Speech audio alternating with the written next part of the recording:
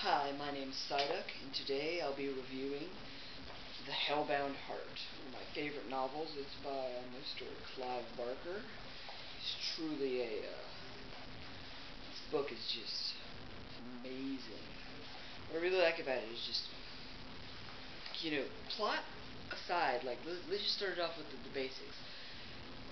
The subtle connections between, classic Edgar Allan Poe, Telltale Heart, and the title already, and almost weaving that into the story, while still interjecting some of his, dark, crazy Clive Barker-ness.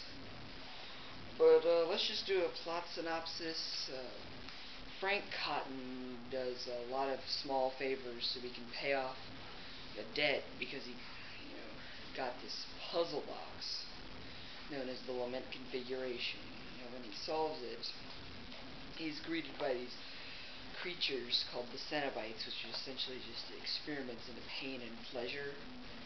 And they're just, they're not exactly essential to the plot, but they've become a big part of the Hellraiser series in general, as well as and a lot of fan art and costumes. But anyway, he is essentially dragged to hell by these Cenobites and then being tortured. However, he had left a trace of himself in the human world. So by this, he had to, when his brother and his brother's wife moved into this house, while they were unpacking, his brother, named Rory, dragged a nail against his hand. Actually, no, wait, that's in the movie. He smashed. I think he smashed his finger. I'm drawing a blank right now. He smashed his finger, I think, and it started bleeding. And he dropped blood, where Frank had left a trace of himself in the human world, his essence. Therefore, Frank is slowly being rebuilt, but all he appears slowly is a voice. Now, what we don't figure out till middle way in the story is that his brother's wife, named Julia, had actually been having an affair with Frank a week before the wedding.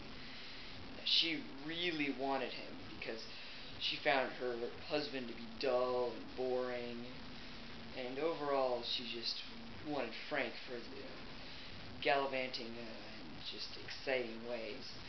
So she figures out, by him telling her that he needs more blood, so she essentially goes to local bars and picks up men and lures them into the room, and then murders them while Frank absorbs their blood and life essence. Now, as you can tell, this is already pretty gruesome. But then one character, doesn't really flesh out very much is, well, it's kind of odd considering it's the main character. But that's one thing I didn't know about this book, that it didn't flesh out Kirsty Cotton, which was, I believe, Rory's daughter. So essentially, Kirsty is unaware. She thinks that Julia is having an affair. So she actually catches Frank in the act, and then she finds the puzzle box and then wakes up in a hospital one day, and she solves it, and then a Cenobite comes to her and essentially wants to drag her to hell. Frank has already been left out of hell, so Kirsty offers to give Frank back to them in order for them to let her be free. So essentially, she becomes free. But she has to go to the house, and then when she's there, she figures out that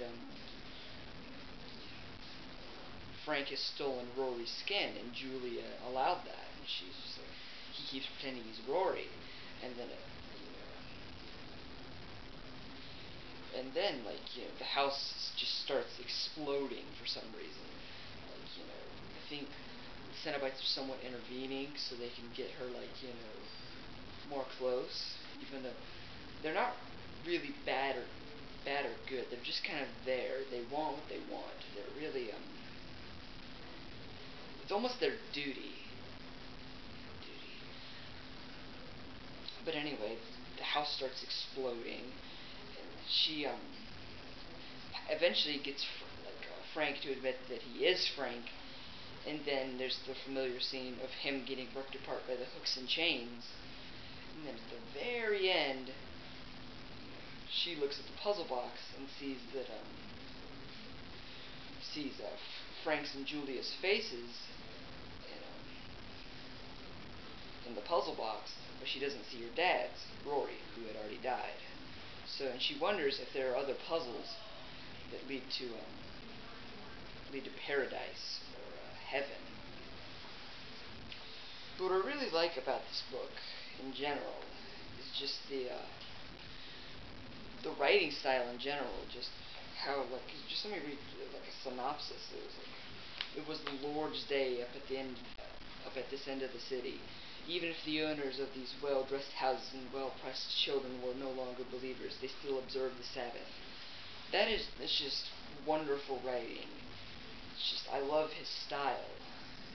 And just the macabre aspects of it, just the detail that he goes into, the gross, it's just disgusting, but it's wonderful.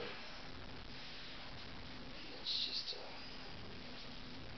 a couple things I don't like about this book is just, some of the scenes are a little unnecessary, one of the, there was one sex scene it was supposed to detail Rory and Julia's relationship, the kind of, he loves her, but she just has no emotions for him.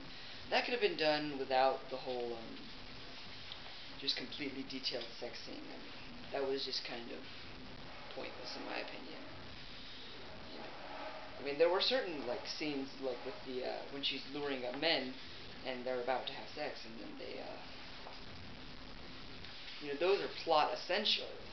But this one was just kind of, they could have fleshed that out in any other way. But, it was still a decent scene, and, overall, this book is just amazing. I have to give this book 9 out of 10 stars. So, check the rest of the videos on my channel for other reviews. I do reviews of tech, books, video games. I really do a review of anything but the kitchen sink. Okay, y'all have a great day, and please like this video.